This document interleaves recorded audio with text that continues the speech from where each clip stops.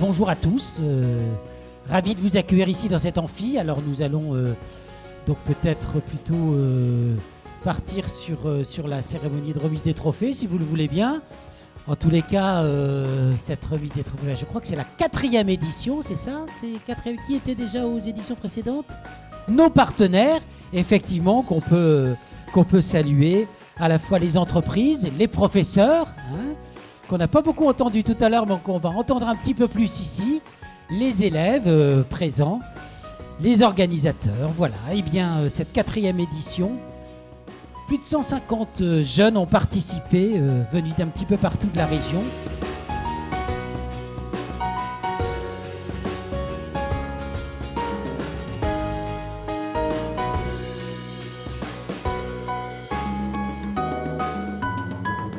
Monsieur Penel, voilà, je vous remets le micro. Vous êtes président de l'UIMM Udimétal, Nord-Pas-de-Calais Centre. Et dans l'industrie, on apprend tout le temps. C'est pour ça que c'est intéressant de se manifester. Mecalab est une manifestation particulièrement intéressante parce qu'on rencontre des jeunes, vous, qui êtes tout à fait au début de votre apprentissage professionnel et qui commencez à vous ouvrir sur des métiers du futur. Et quoi de plus beau comme métier du futur que l'industrie? Bon, le niveau des réalisations monte chaque année. Là, cette année, on a ajouté les décors. Donc voilà, on est vraiment dans des réalisations qui sont de plus en plus sophistiquées. On a aussi de tous les domaines.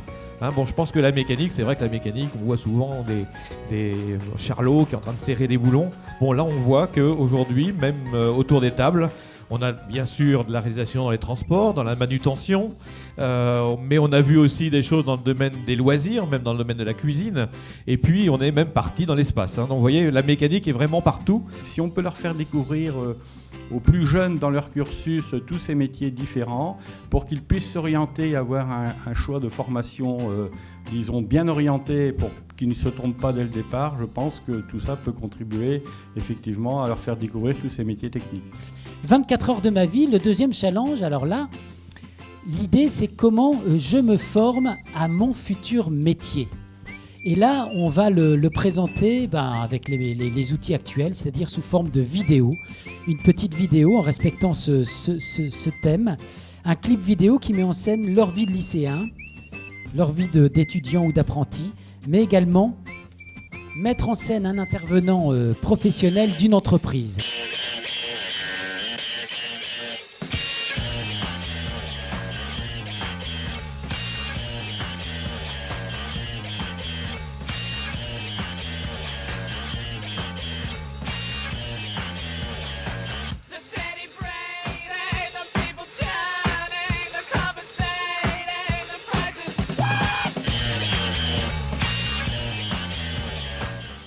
La vidéo est entièrement vraie. Tout ce qui est matériel que vous avez vu, c'est ce qu'on a à l'IUT.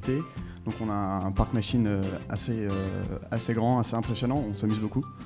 C'est vrai que pour nous, c'est extrêmement important de pouvoir promouvoir toutes ces filières technologiques et professionnelles qui mènent ensuite à des beaux métiers, notamment dans les industries technologiques.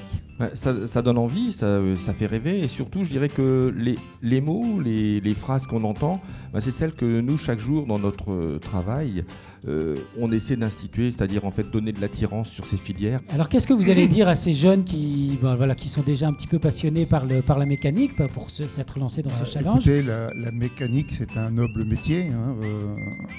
Il y a beaucoup de choses à créer, à développer. Je pense que c'est l'avenir. Il est vrai qu'on vit dans un monde de plus en plus virtuel avec des tablettes, etc., connectés, etc. Donc on imagine effectivement tout est fluide, l'interface, on est en connexion avec l'interface, mais finalement, faut bien les fabriquer, tous ces outils. On oublie tout ça, la mécanique, on la trouve vraiment partout. On a tendance vraiment à l'oublier et à l'effacer de notre quotidien, alors que c'est vraiment très très présent. Au départ, on voulait faire un chat, mais comme ça ressemblait pas à un chat à 6 pattes, on avait construit un engin qui peut marcher sur la Lune, mais comme on a pris un appareil photo, on l'a mis au-dessus pour faire un repos terrestre. Voilà, merci Dylan. Donc simplement pour dire que le projet peut se modifier pendant son cheminement et que les élèves sont capables de rebondir quand ils se rendent compte qu'ils sont partis dans une piste qui n'est pas forcément la meilleure et qu'ils sont capables de se réinvestir. Voilà. Donc c'est tout à fait une idée de gamin. En fait, ça part d'une réflexion de sortir une ligne de meubles qui soit évolutive et modulaire. Pourquoi ? Parce qu'aujourd'hui, si on vend à Paris, on vend à des personnes qui vivent dans 18, 25, 35 mètres carrés. Si on se retrouve en campagne, on a un petit peu plus de volume. Et on n'a pas forcément envie de remiser un meuble quand on déménage. On a peut-être envie de le faire évoluer. Donc ça, c'était le constat de départ. Inventivité, créativité au rendez-vous de ce challenge Mecha Live avec, vous l'avez vu, le robot mécanoïde. Alors, Monsieur Blanchet, donc, vous nous avez ramené un drôle d'engin. Donc voilà, compatibilité intégrale en mécano. Donc les différentes fonctions. Donc vous avez vu, reconnaissance vocale. On a plus de 40 commandes à lui dire. Lui, il va avoir 1000 phrases intégrées dans son méca-cerveau que vous voyez ici. Donc le méca-cerveau va permettre, de façon aléatoire, d'avoir une réponse à nos ordres.